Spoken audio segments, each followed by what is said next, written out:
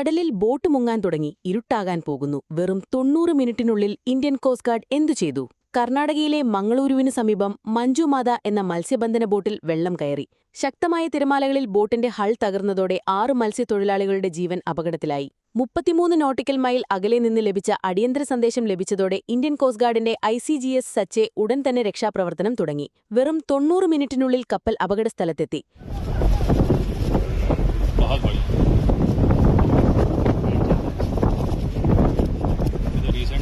ശക്തമായ കാറ്റ്, ഉയർന്ന തിരമാലകൾ, മോശം കാഴ്ച, ഇരുട്ട് ഇതെല്ലാം മറികടന്ന് പ്രത്യേക റിമോട്ട് ഓപ്പറേറ്റഡ് ലൈഫ് ബൂയ് ഉപയോഗിച്ച് 6 പേരെയും സുരക്ഷിതമായി രക്ഷപ്പെടുത്തി.